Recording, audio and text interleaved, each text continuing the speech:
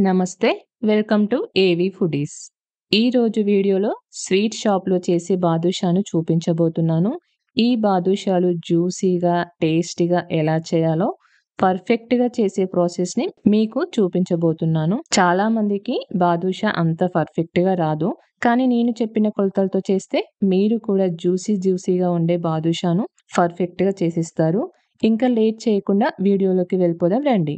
First అయితే మనం ఈ రెసిపీ కోసం ఒక బౌల్‌ని తీసుకొని హాఫ్ కేజీ వరకు మైదా పిండిని తీసుకుంటున్నాను. మైదా పిండిని తినని వాళ్ళు గోధుమ పిండితో అయినా చేసుకోవచ్చు. ఇప్పుడు ఈ పిండిలో చిటికెడంత ఉప్పు, పావు టీ స్పూన్ వంట సోడాని వేసుకుందాం. ఇందులోనే కరిగించిన నెయ్యిని కానీ, డాల్డాని కానీ వేసుకోండి. ఆయిల్ మాత్రం అస్సలు యూజ్ చేయకూడదు. నెయ్యిని వేసిన తర్వాత పిండిని ఉండలు లేకుండా బాగా మిక్స్ చేసుకోవాలి. పిండిని ఈ విధంగా కలుపుకున్న తర్వాత ఒక కప్పు పెరుగుని వేసుకోండి. మనకి పెరుగు మరీ అంత పులిసినది కాకుండా చూసుకొని వేసుకోండి. పెరుగు వేశాక పిండిని ఇలా కలుపుకోవాలి. ఇప్పుడు వాటర్‌ని కొద్దిగా యాడ్ చేసుకుంటూ పిండిని గట్టిగా కలుపుకోవాలి. వాటర్ ఎక్కువ పట్టవు, జస్ట్ చూసుకుంటూ వేసుకోండి. పిండి అనేది ఈ విధంగా ఉండేలాగా కలుపుకుంటే బాదుషాలు గుల్లగా వస్తాయి. పాకం కూడా లోపలి వరకు పీల్చుకుంటుంది. పిండిని ఇలా కలుపుకున్న తర్వాత ఒక 10-15 నిమిషాల వరకు నానబెట్టుకోవాలి. ఈలోపు మనం పాకాన్ని రెడీ చేసుకుందాం.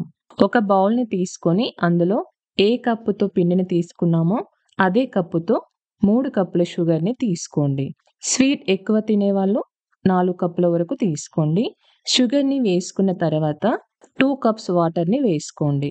ఇప్పుడు స్టవ్ ఆన్ చేసుకొని షుగర్‌ని కంప్లీట్‌గా కరగనివ్వండి. మంటని మీడియం ఫ్లేమ్‌లోనే పెట్టి కరగనివ్వాలి.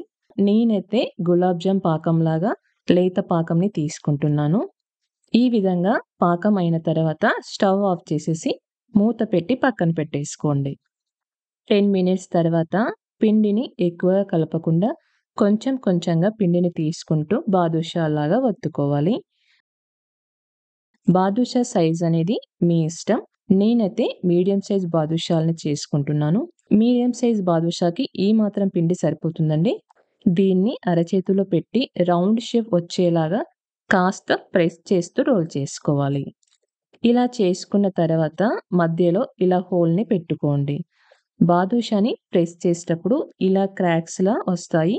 అవి అలాగే ఉండనివ్వాలి. ఇలా ఉంటేనే బాదుషాలు పర్ఫెక్ట్‌గా వస్తుంది. పిండి మొత్తాన్ని ఇలా చేసుకొని పక్కన పెట్టేసుకోండి.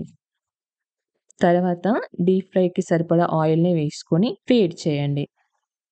ఆయిల్ మరీ ఎక్కువ హీట్ చేయకూడదండి. ఎక్కువ హీట్ చేసేస్తే బాదుషాలు వేసినప్పుడు పిండి లోపల వరకు సరిగా ఉడకదు. అందుకే ఆయిల్‌ని ఎక్కువ హీట్ చేయకూడదు. ఆయిల్‌లో ఎన్ని బాదుషాలు పడతాయో అన్ని బాదుషాలు వేసుకొని మంటని మీడియం ఫ్లేమ్‌లో పెట్టి ఫ్రై చేసుకోవాలి. వన్ సైడ్ కాలిన తర్వాత గరిటెతో స్లోగా తిప్పుకుంటూ లైట్ గోల్డెన్ కలర్ వచ్చేంత వరకు కాలనివ్వండి. బాదుషాలు క్రిస్పీగా వచ్చేంత వరకు మీడియం ఫ్లేమ్‌లో ఫ్రై చేసుకోవాలి. ఇలా వేయించుకున్న బాదుషాల్ని పాకంలోకి వేసుకోవాలి. ఈ బాదుషాలు పాకంలో వేసేటప్పుడు పాకం బాగా వేడిగా ఉండకూడదు. అలాగని చల్లగా కూడా ఉండకూడదు. పాకం కొంచెం వేడిగానే ఉండాలి. అలాగని పొగలు వచ్చేంత వరకు మాత్రం ఉండొద్దు. ఒకవేళ మీకు చల్లగా అనిపిస్తే కొంచెం హీట్ చేసేసుకొని వేసుకోవాలి. బాదుషా మాత్రం వేడిగా ఉన్నప్పుడు మాత్రమే వేయాలి. ఇలా వేసుకున్న బాదుషాల్ని అటు ఇటు డిప్ చేస్తూ ఒక 5-6 మినిట్స్ పాకంలోనే ఉంచి తర్వాత మరొక ప్లేట్‌లోకి తీసుకోండి. అలాగే మిగిలిన బాదుషాలను కూడా వేసుకోవాలి. చూసారు కదా బాదుషా ఎంత సాఫ్ట్‌గా వచ్చిందో. లోపల కూడా గుల్లగా క్రిస్పీగా చాలా పర్ఫెక్ట్‌గా వచ్చింది. మీరు కూడా ఇదే ప్రాసెస్‌లో చేసినట్టయితే మీకు కూడా పర్ఫెక్ట్‌గా వస్తుంది. ఓకే ఫ్రెండ్స్, చూసారు కదా నా వీడియో. మీకు నచ్చినట్లయితే లైక్ చేయండి, షేర్ చేయండి, కామెంట్ చేయండి. అలాగే సబ్స్క్రైబ్ కూడా చేయండి.